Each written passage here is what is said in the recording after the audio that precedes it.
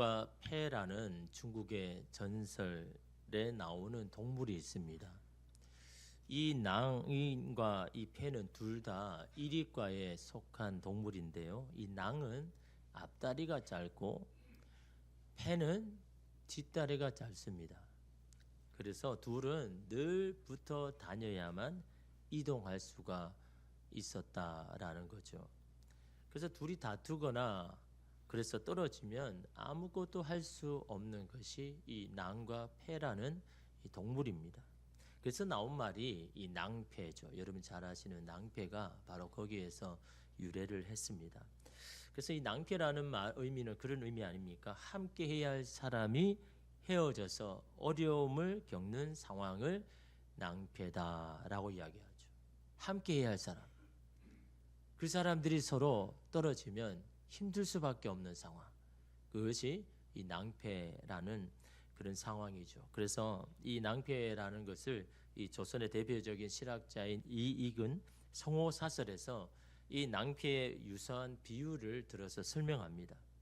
나라에 난리가 나서 모든 사람이 이 피난길에 오르는데 그 동네에 누가 있냐 그러니까 시각장애인과 걷지 못하는 장애인이 있는 겁니다. 그러니까 이들도 피난길에 가야 되잖아요. 목숨을 구하려면. 그러니까 어떻게 합니까? 시각장애인이 걷지 못한 장애인을 등에 업고 이 걷지 못한 장애인의 시력을 통하여서 그렇게 무사히 피난길에 오르게 되었다라고 이렇게 비유를 들어서 설명을 한 거죠. 이 두 사람이 서로 함께 있는 것이 불편하고 힘들다 하여서 만약에 떨어지면 어떻게 그런 상황에서 목숨을 건질 수 있겠느냐. 함께 해야 할 사람이 함께 할 때 여러 가지 시너지 효과가 나고 더 잘 될 수 있다. 또한 함께 할 때 서로의 단점을 상쇄되고 장점만은 부각할 수 있다라는 그런 의미로 여러분 설명을 했습니다. 우리 인생도 나라도 마찬가지죠. 함께 될 사람이 함께 걸어갈 때 상처도 봉합되고 서로의 단점들도 안 보이고 장점만 부각되는 그런 유익이 함께함에 있다라는 거죠. 그러나 여러분 자기 주장만 내세우고 자기 것만 내세워서는 함께 할 수가 없죠. 그래서 여러분 결국은 함께 하지 않을 때 여러분 우리의 인생에도 나라에도 이런 낭패와 같은 어려운 상황을 겪을 수 있다라는 거죠. 그래서 여러분 오늘 우리는 누구를 만나느냐가 참 중요합니다. 어떤 사람을 만나면 이상하게 내 단점은 자꾸 안 보여요. 장점만 자꾸 부각하게 됩니다. 그런 사람이 함께하는 게 참 축복이죠. 근데 누구와 함께하면요 계속 나의 단점만 자꾸 드러나요. 그건 여러분 우리가 서로 생각해야 되는 겁니다. 내가 함께할 사람 장점을 자꾸 부각하는 사람이 여러분이 되셔야죠. 그래야 여러분 그 공동체가 여러분 건강한 공동체, 잘 되는 공동체가 되는 겁니다. 여러분 여러분의 눈으로 보면 다 성이 안 차잖아요. 다 만족함이 있습니까?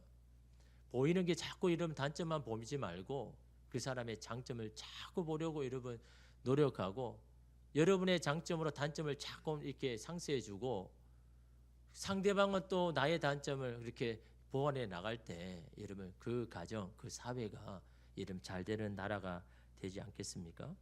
여러분 어떤 사회든요 여러 공동체가 존재합니다.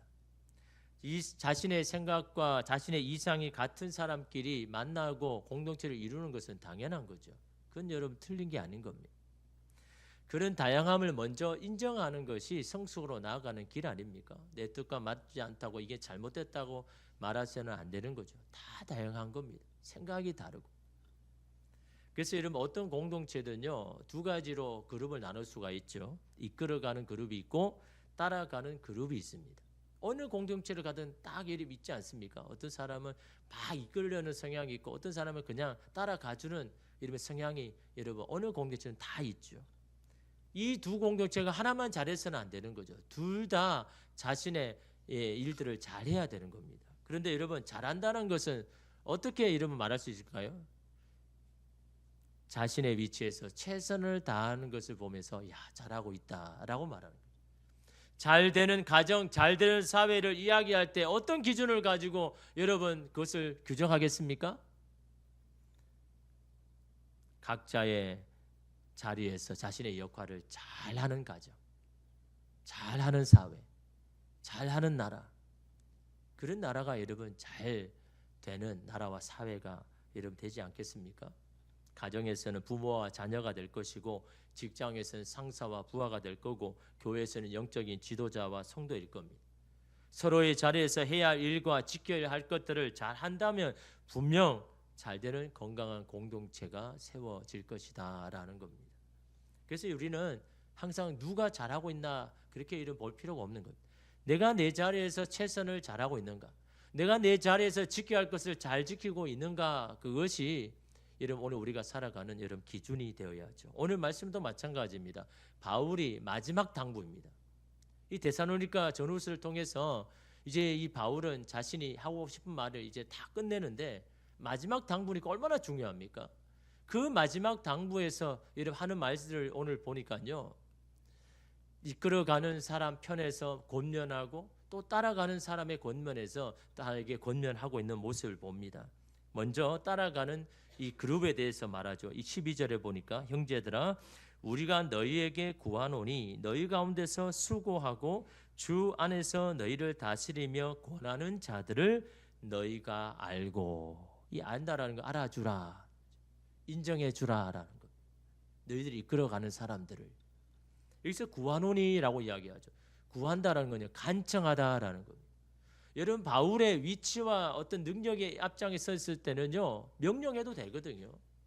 야, 그 사람들 알아줘야 돼. 너희가 그 사람들의 수고와 노력을 몰라주면 안 돼라고 명령해도 되지만, 바울은 어떻게 합니까? 간청합니다. 요청합니다. 당신들이 그렇게 했으면 좋겠습니다 라고 이런 그렇게 하더라는 거죠. 바울의 참으로 겸손한 모습, 인격적인 모습을 볼 수 있지 않습니까? 자신이 분명히 그렇게 지시할 수 있는 상황에도 요청하고 있는 것. 그만큼 여러분 바울은 그 교인들을 존경하고 존중한다, 귀하게 여기는 그 마음이 바울에게 여러분 있는 겁니다. 여러분 내가 누군가에게 어떤 대접을 받는다는요, 내가 누군가에게 어떻게 하느냐에 따라 달린 겁니다. 나는 그렇게 하지 않으면서 그런 좋은 대접을 받기 원한다는 것은요, 여러분 그건 잘못된 거죠. 내가 누군가를 존귀히 여기고 귀하게 여기면요, 상대도 당연히 우리를 존귀히 여기고 귀하게 여기는 것은 여러분 우리가 사는 이치 아닙니까? 바울이 간청하는 것은 도대체 뭡니까? 교회를 위해서 수고하고 그들을 지도하며 이끄는 그들의 노력을 알아주라라고 말하는 겁니다.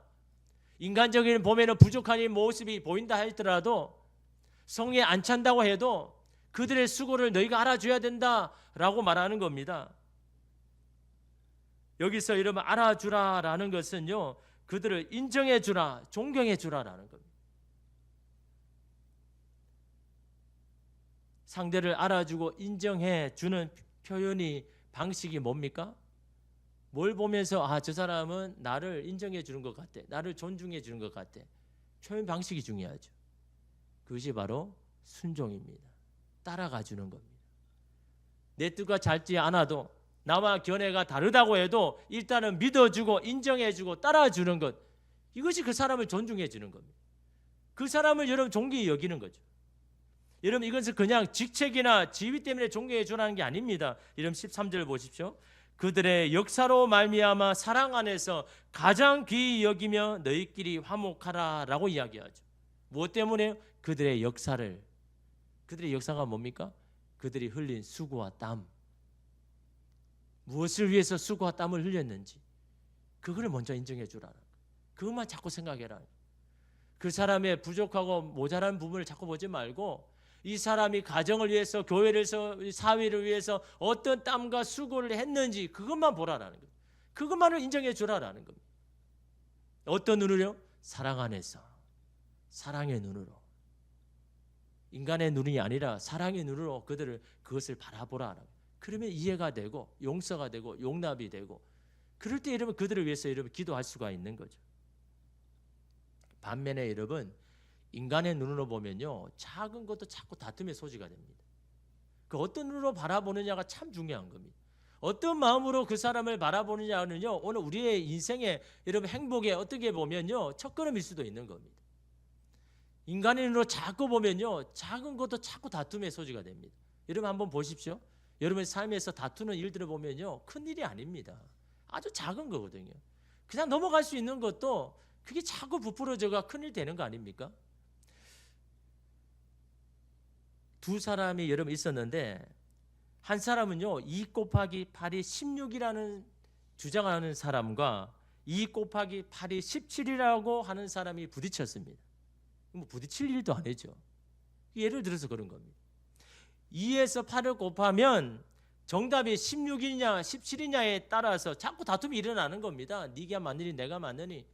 한 사람은 그걸 가르쳐 주기 위해서 틀린 걸 교정해 주기 위해서 계속해서 뜻을 꺾지 않고, 한 사람은 자존심 때문에 내가 한 말이 있기 때문에 절대로 뒤로 물러서지 아니하고 이걸로 막 다투는 겁니다. 그래서 도저히 이게 다툼이 끝나지 않을 것 같아서 이 두 사람이 누굴 찾아갔느냐 하니까 그 고을의 원님을 찾아갔습니다. 당신을 현명하니까 이걸 좀 해결해 달라고. 그래서 이 고을 원님이 이야기를 다 듣거든요. 이렇게 말합니다. 17이라고 답한 사람은 그냥 보내주고 16이라고 답한 사람은 곤장 10대를 쳐서 보내라. 이게 말이 안 되는 거잖아요. 아니 맞는 이야기를 했는데 오히려 곤장을 쳐서 보내라 그러고 틀린 답을 했는데 그냥 돌려보내라라는 겁니다. 그러니까 이 곤장을 억울하게 만든 사람이 너무 억울하잖아요. 아니 나는 정답을 이야기했을 뿐이고 맞는 것을 이야기했을 뿐인데 아니 왜 내가 그 맞아야 되느냐고 막 그렇게 따졌죠. 그러니까 이 고을 원님이 이렇게 대답했습니다. 내 말대로 숫자 2와 8을 곱하면 16이라는 수가 나온다. 그런데 너는 왜 2와 8을 곱하면 17이 나온다는 말도 안 되는 주장을 하는 사람과 다투느냐. 그건 다툴 일이 아니다라는 겁니다. 앞으로 그런 일이 있을 때마다 다투지 말라는 교훈을 주기 위해서 내가 너에게 곤장 10대를 때린 거다. 네가 틀려서 그런 게 아니라 2와 8을 곱하여 17이 나온다고 고집한 사람은 언젠가는 그 고집 때문에 어려움을 겪을 거기 때문에 그냥 그 사람은 그 어려움을 통해서 알아야 되니까 그냥 내보낸 거라. 여러분 어떻게 보면 곤장 10대 맞고 다투지 않는 게 좋죠. 다툴 일이 아닌 겁니다. 그걸 막 교정하려고 할 때 어떻습니까? 자존심 싸움으로 계속 번지죠. 그러면 이게 이런 큰 싸움이 되는 겁니다. 바울이 여러분 말하는 것도 마찬가지죠. 사람이 여러분 다 다르지 않습니까? 근데 따라가는 사람은 그 사람의 수고와 노력만 보면 된다라는 거죠. 그런 여러분 눈을 인간적인 눈으로 바라보지 말고 사랑의 눈으로 자꾸 바라보면요, 그 사람이 얼마나 가정을 위해서 또한 교회를 위해서 나라를 위해서 수고하는지 보이는 겁니다. 근데 자꾸 인간적인 눈으로 바라보니까요, 그 단점만 이런 보이는 거죠. 이제 바울은요 반대편에 있는 이끄는 자들을 향하여서 간청합니다. 14절에 보니까 또 형제들아 너희를 권면하노니 게으른 자들을 권계하며 마음이 약한 자들을 격려하고 힘이 없는 자들을 붙들어주며 모든 사람에게 오래 참으라 라고 이야기합니다. 아주 많은 내용들이 들어있지만요, 이 게으른 자를 권계하고 라고 이야기합니다. 이 게으른 자는 자기들에게 주어지는 일은 하지 않고 남의 신세만 지려고 하는 사람들, 이런 사람을 게으른 사람이다라는 거죠. 자기 힘으로 충분히 할 수 있음에도 불구하고 자꾸 남의 신세를 지려고 하는 어떤 이 성향, 이런 기질이 갖춘 사람, 이 게으른 자라고 이야기하는 겁니다. 그런데 여러분 이들은 데살로니가전서 4장 11절의 말씀을 무시하는 자들이죠. 데살로니가 4장 11절에 보니까 또 너희에게 명한 것이 조용히 자기 일을 하고 너희 손으로 일하기를 힘쓰라라고 이야기합니다. 네가 맡은 그 일을 힘써서 행하는 것은 하나님의 뜻이다. 왜 그 일을 그냥 자꾸 내버려 두고 자꾸 남의 신세를 지려고 하느냐라고 이렇게 이야기합니다. 왜냐하면 이 데살로니가 교인들 중에는요, 이 그리스도의 재림이 임박했다라고 생각하면서 자기가 맡은 일들을 소홀히 하고 내팽개치고 그렇게 소란을 일으킨 사람들이 너무 많더라는 겁니다. 또한 이 데살로니가 교회 자체가 헬라인들이 많잖아요. 이 헬라인들 자체나 이 노동은 노예들이 하는 것이라고 생각하여서 자기들이 하는 것은 그게 맞지 않다고 생각하는 사람들이 많이 있더라는 겁니다. 여러분 한번 교회에서 데살로니가 교회 안에 이제 사람들이 어떻습니까? 종만 들어옵니까? 주인도 들어오잖아요. 일반 사람도 들어오잖아요. 다양한 사람이 들어오는데 여러분 교회에서 일들이 얼마나 많습니까? 막 음식을 준비하는 사람, 음식을 치우는 사람, 음식을 갖다 주는 사람, 다양한 사람들이 그 일을 여러분 하는데 그 일이 여러분 내게 맞지 않다라고 안 한다 그러면요, 여러분 그 교회 가운데 어떻게 여러분 그것이 있겠습니까? 또한 여러분 주님이 곧 오시니까 이게 뭐가 중요하냐고 다 내팽개치고 이러면 기도만 하고 있다 그러면요, 이게 이름 맞지 않지 않습니까? 여러분 주님이 오실 날이 멀지 않았다 그러면요, 더 열심히 일해야죠. 내게 주신 것을 더 섬겨야죠. 한 달란트 받은 자가 되면 안 되는 겁니다. 내게 주신 은사와 일과 주신 것들을요 귀하게 여기고 더 열심히 세워서 어떻게든 많은 열매를 맺어서 곧 오실 주님 앞에 그 열매를 가지기 위해서요 더 열심히 일해야 되는 게 맞는 거 아닙니까? 주님이 오신다고 뭐 직장도 가정도 다 팽개치는 여러분 시한부 종말 온 자들, 그게 맞는 겁니까? 건강하지 못한 거죠. 오히려 주님이 오실수록 더 열심히 힘을 내야 할 일이 그거 아닙니까? 그런데 여러분 그렇게 하지 못하는 사람들이 있더라라는 거죠. 그 사람들 어떻게 해야 됩니까? 막 야단을 치고 혼을 내야 됩니까? 물론 잘못했죠. 막 그렇게 막 야단을 쳐야 됩니까? 오늘 바울이 뭐라고 이야기합니까? 그들을 권계하고라고 여러분 그렇게 이야기합니다. 이 권계라는 이 말은요 12절 말씀에 구하노니와 같은 말입니다. 청한다라는 거죠. 요청한다라는 거죠. 뭘요? 충고하는 것도 요청하다, 구한다라는 그런 의미입니다. 다시 말하면 그들에게 충고를 해야 되는데 그 충고가 마음을 상하지 않게 하는 것, 그렇게 해야 된다라는 의미로 이 간청한다라는 말과 여러분 같은 말로 여러분 쓰고 있다라는 거죠. 여러분 상대가 충고가 아닌 비난으로 들린다면 그건 충고가 아닌 겁니다. 좋은 의도가 있다면요 좋은 표현도 같이 해야 되는 겁니다. 그 사람에게 나의 의도가 잘 전달될 수 있도록 표현도 신경을 써야 되는 겁니다. 대부분 우리는 어떻게 합니까? 야, 내가 너를 아끼니까 그런 충고하는 거야. 내가 너를 사랑하니까 이런 말을 해주는 거야 라고 이렇게 말하지만요 여러분 그 말을 표현을 잘해야 되는 거예요. 여러분 그 사람이 잘 되기를 원하잖아요. 그 사람이 좋은 방향으로 가기 원하는 게 여러분 의도 아닙니까? 그렇다면 그 좋은 의도를요 좋은 표현과 함께 써야죠.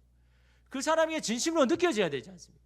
저 사람은 정말 나를 아껴서 정말 이 말을 하는구나 느끼려고 그러면요 좋은 표현도 해야죠. 아무리 여러분 좋은 의도를 가져도요 좋은 표현을 하지 않으면요 그게 충고가 안 되는 겁니다. 그 사람의 유익이 안 되는 겁니다. 그래서 여러분 좋은 의도가 전달되기 원한다면요 좋은 표현도 해야 되는 겁니다. 그래서 여러분 예를 들어서 여러분 그렇지 않습니까?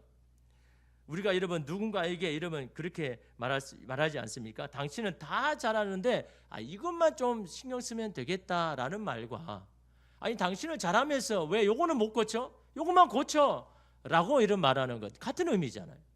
지금까지 잘해왔는데 이것만 바꾸면 너는 당신은 너무 잘했습니다 라는 여러분 의도지만 표현이 다르잖아요. 고쳐라는 말 속에는요 네가 틀렸다는 말이 의도가 들어있는 겁니다. 너는 틀렸기 때문에 고쳐야 돼. 그게 아니죠. 조금만 신경 썼으면 좋겠어라는 말은요 지금까지도 잘해왔는데 요것만 더 힘을 내면 더 좋을 것 같아. 표현만 바꿔도요 여러분 의도가 어떻게 전달됩니까? 그래서 여러분이 아무리 좋은 의도 가지고 있어도요 좋은 표현을 못하면 그게 여러분 그 사람이 안 전달되는 겁니다. 바울이 말하는 거 있잖아요. 게으른 자들 야단쳐야죠. 혼내야죠. 그렇게 하면 안 되죠. 주님의 뜻이 아니니까. 그러나 여러분 그 사람이 그렇게 하기 위하여서 여러분 그들의 마음을 생각하는 바울의 모습을 보셔야 되는 겁니다. 권계하며 권면하며 훈계하며 이럴 때 여러분 그 사람에게 이름 들어가는 것 아닙니까? 또한 여러분 뭐라 합니까? 14절을 하반절을 보니까 마음이 약한 자를 격려하고 힘이 없는 자들을 붙들어 주라라고 이야기하죠. 여기서 마음이 약한 자는요 어려운 일로 낙심한 자를 말하는 겁니다. 사랑하는 사람이 죽든지 아니면 동료가 어려운 일 청해서 정말 마음이 아프든지 그런 사람을 어떻게 하라고요? 격려해라. 위로하고 용기를 붙들어 주라라고 합니다. 또한 여러분 힘이 없는 자는 어떤 자입니까? 믿음이 연약한 자, 믿음의 초보인 자. 교회는 여러분 그렇잖아요. 오랫동안 여러분 교회 다닌 사람이 있고 금방 온 사람이 있고 한 1년 된 사람이 있고 다양한 사람이 여러분 그 안에 있잖아요. 여기서 여러분 힘이 없는 자는 바로요 믿음이 연약한 자, 믿음이 초보에 있는 자들. 그런데 이런 믿음이 연약한 자들이 가장 이런 상처를 많이 받는 경우가 어떤 경우입니까? 자기 기준으로서 너무 쉽게 이야기할 때, 자기는 지금 너무 고민되고 힘이 되는데 그걸 너무 쉽게 이야기해 버리는 겁니다. 그러니까 이런 그런 사람에게 상처를 받죠. 많이 뭐 그런 일로 상처를 받아. 내가 볼 때는 아무것도 아닌데 아니 기도해야지 기도.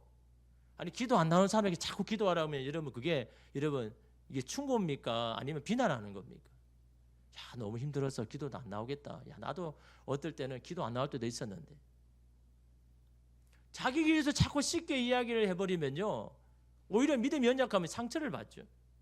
내 기준이 아니라 그 사람의 입장에 서서 이런 보는 것이 중요한 겁니다. 그 사람의 입장에서 생각해 보는 것, 공감은요 다른 게 아닙니다. 그 사람 입장에서 한번 생각해 보는 겁니다. 그 사람 입장에서 일을 한번 여러분 이해해 보려고 노력하는 게, 그게 있는 공감의 첫걸음 아닙니까? 그러기 위해서는 어떻게 해야 될까요? 어떻게 하면 그 사람 입장에서 설 수가 있을까요? 어떻게 하면 그 사람의 마음을 좀 이해할 수가 있을까요? 어느 목사님이요, 교회 한 성도를 찾아갔는데, 이 사람은 어업을 주로 하는 사람입니다. 그래서 저녁 식사를 이렇게 초대를 받고 식사를 하는 중에 한 가지 궁금한 게 있었습니다. 당신도 어업을 주로 하지만 한 번씩 밤에 갔을 때 민물 때문에 갇힌 적이 없습니까? 그렇잖아요. 여러분, 사람이 여러분 아무리 뭐 직업을 가져도 욕심이 있잖아요. 만약에 여러분 갯벌에서 소라를 줍는데 아니 이제 조금만 더, 한 바구니만 더 하면 내 아이에게 더 좋은 옷을 사줄 수 있는데, 그런 생각이 들면요 정신없이 여러분 줄 거 아닙니까? 그러다 보면 날이 어두워져 가지고 여러분 길을 잃을 때가 많잖아요. 이미 발목에 민물이 와가지고 물이 차인데도 여러분 그 잡는 게 정신이 팔려고 하다가 나중에 보니까 막 그 무릎까지 차와가지고 도저히 여러분 갈 길이 찾지 못하는 그런 경우도 있지 않습니까? 그럴 때 당신은 어떻게 합니까? 이 사람이 너무 궁금해가 목사님이 물어본 거죠. 그러니까 이 사람이 그런 대답을 하는 겁니다. 그럴 때는요, 내가 들고 있는 불을 꺼야 됩니다. 아니 어두워지고 지금 어디 길일지 어딘지도 모르고 길을 찾아야 되는데, 아니 불을 더 밝혀야 되는데 왜 불을 끄라고 이야기하는 걸까요? 불을 꺼야 주변이 잘 보이기 때문에. 내 불을 너무 크게 하면 주변이 안 보인다는 거죠. 내 불을 꺼야 주변이 잘 보인다는 거죠. 잘 보여야 길을 찾아가지 않겠습니까? 주변을 잘 봐야 저기 나의 집이 있는지를 보이고, 그렇게 그 길 따라서 방향 따라 가면 살 수 있는데, 사람은요 어두워지고 당황하면요 자꾸 바다 쪽으로 가더라는 거죠. 사람이 집으로 자꾸 가야 되는데, 살 길로 가야 되는데 자꾸 죽일 길로 가더라는, 바다로 가더라는 거죠. 그럴 땐 내 불을 꺼야 됩니다. 그래 주변을 보입니다. 그 이야기를 듣는데 이 목사님이 깨달은 거죠. 우리가 살아봐 보면, 가다 보면 길을 잃을 때가 많잖아요. 어디로 가야 될지 모를 때가 있지 않습니까? 어떨 때는 상대의 마음이 느껴지지 않고 모를 때가 많잖아요. 그럴 때 어떻게 해야 됩니까? 내 불을 먼저 꺼야 되겠구나. 내 불이 뭡니까? 내 자신의 생각, 고집, 아집 아닙니까? 내 것만을 너무 고집하는 모습 아닙니까? 그 불로 인해서 상대방의 마음도 생각도 느껴지지 못하게 되는, 주변을 바라보지 못하는 이유가 되지 않습니까? 그것을 잠시 내려놓고 주변을 향하여 길을 열고 마음을 연다면 보지 못하는 것을 보게 될 것이고 듣지 못하는 것을 듣게 될 것이다라는 거죠. 공감의 첫걸음은 다른 것이 아닙니다. 내 불을 잠시 끄는 겁니다. 내 생각을 잠시 내려놓는 겁니다. 내 경험을 내려놓고, 그러다 보면 그 사람의 마음이 보이고 심령이 보이고 상태가 보이면 그때 그 사람과 여러분 대화할 수 있고 그 사람을 위해서 기도할 수가 여러분 있다라는 겁니다. 마지막으로 모든 사람에게 오래 참으라라고 이야기하죠. 오래 참으라라는 이 말은요, 갈라디아서 5장 22절에 나오는 성령의 9가지 열매입니다. 이 9가지 열매는요, 가만히 보면 뭡니까? 인간의 속성이 아니죠. 하나님의 속성인 거죠. 오래 참으라라고 말할 때는 어떤 마음입니까? 네 마음으로 오래 못 참는다라는 거죠. 네 마음의 속성으로 오래 참을 수가 없다라는 겁니다. 하나님의 마음을 가져야 되고 하나님의 속성을 가져야 된다라는 것. 성령을 통해서 날마다 하나님의 마음을 공급받아서 네가 할 수 없는 오래 못 참는 것을 성령이 할 수 있도록 하나님의 마음으로 가질 때 너는 오래 참고 기다릴 수 있다라는, 여러분 그 말 아닙니까? 여러분 목회를 하다 보면요 아주 다양한 사람들을 만납니다. 다 다릅니다. 똑같은 건데도 다 달라요. 근데 여러분 이상한 게 사람의 말이요, 어떤 사람에게 똑같은 말을 했는데 이 사람은 이렇게 받아들이고 저 사람은 저렇게 받아들이고, 어떤 사람은 그냥 쉽게 넘어가는데 어떤 사람은 쉽게 넘어가지를 못해요. 딱 걸려가지고 모든 일을 그냥 중지해야 될 그런 심각한 일로 받아들이는 겁니다. 말하는 사람은 똑같은 의도로 똑같은 말을 하는데 사람들이 다 다양하니까 어떻습니까? 다 다르게 받아들이는 거예요. 다르게 생각을 하더라고요. 그럼 어떻게 해야 됩니까? 내가 생각한 대로 의도대로 맞는 사람만 끌고 가야 됩니까? 그렇다면 그 공동체가 건강하지 못하죠. 다양한 사람들을 여러분 이끌어 가기 위해서는 여러분 무엇이 필요합니까? 모두 함께 가기 위해서는요 더더욱 주님의 마음이 필요한 겁니다. 예수의 마음이 있어야 받은 대로 돌려주는 인간적인 마음을 열어놓게 하고 변화되지 않는 사람을 끝까지 참고 기다릴 수가 있는 겁니다. 여러분 고린도전서 13장 4절에 보니까 사랑은 오래 참고, 왜 사랑은 오래 참는다고 이야기했습니까? 오래 참아야 사랑이 완성이 되니까. 그 조금하고 몰아세워서는 사랑이 완성이 안 되니까. 내 가정이 사랑의 공동체가 되려면요, 오래 참아야죠. 기다려야죠. 그 사람이 쫓아오지 못하면 내려가서 여러분 그 사람을 데리고 함께 걸어가야죠. 그래야 여러분 사랑의 공동체가 이루어지지. 나는 그렇게 알지 않는데 내 가정이 사랑이 넘치는 가정이 되길 원합니다. 내 가정이 정말 화목한 가정이 되기를 원합니다라고 그냥 바라고 있어서 이러면 되겠습니까? 내가 먼저 내려가고, 내가 먼저 오래 참고, 내 마음으로 못하면 예수의 마음으로 날마다 품어가지고 그 마음으로 가질 때 여러분 오래 참을 수 있는 건 아닙니까? 인간적인 눈으로 보면 못마땅할 수 있죠. 도무지 이해가 되지 않는 부분도 분명히 있습니다. 하나님도 저와 여러분을 보실 때 그런 마음이 들지 않겠습니까? 그때마다 하나님 어떻게 합니까? 기다리시죠. 인내하십니다. 다시 마음을 돌릴 때까지, 다시 나를 찾을 때까지 주님은 기다리십니다. 왜냐하면 주님은 사랑이시기 때문에. 또 참고 기다리고 인내하고, 그래서 그 사람이 다시 돌아올 때까지 여러분 주님은 찾으시죠. 우리도 그런 주님처럼 하기 위해서는 어떻게 해야 될까요? 부족한 우리의 연약한 우리의 육신이 있고 우리의 생각이 있는데, 그래서 여러분 기준이 필요합니다. 항상 여러분 기준이 있으면요, 내가 연약하고 부족해도요 괜찮습니다.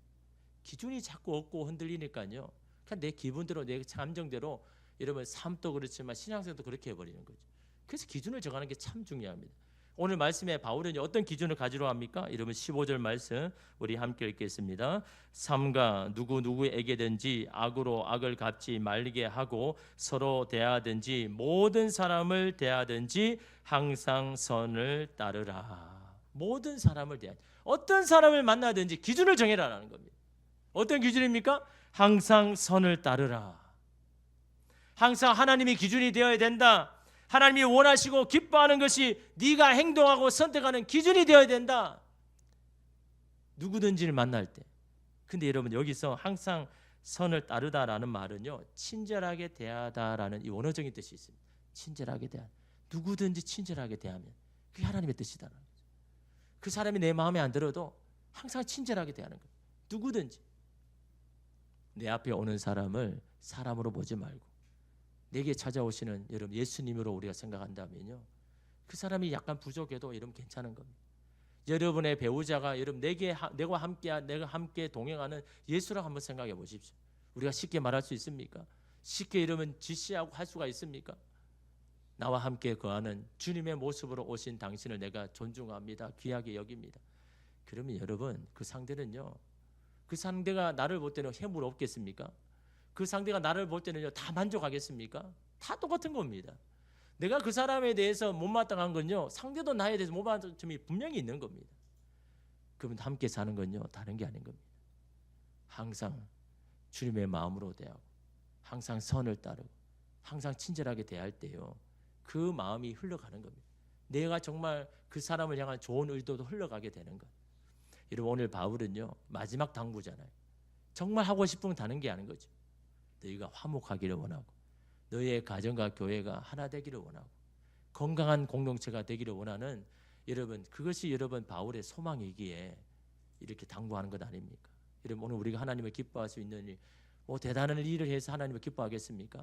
내게 주어진 공동체 안에 하나님의 뜻을 이루고 사랑을 만들어가고 하나님이 기뻐하는 공동체를 만들어가는 것이 하나님이 기뻐하는 이름을 여러분 믿고 서로를 위해서 서로의 수고와 땀을 인정해주고 나의 불을 잠시 끄고 상대의 입장에서 말하고 생각하고 권면해 나갈 때 오늘 우리의 모든 가정과 교회가 또 이 사회가 정말 하나님 앞에 잘 살고 건강한 공동체가 될 줄 믿습니다. 여러분 이 일에 저와 여러분이 사용되어지기를 주님의 이름으로 축복합니다.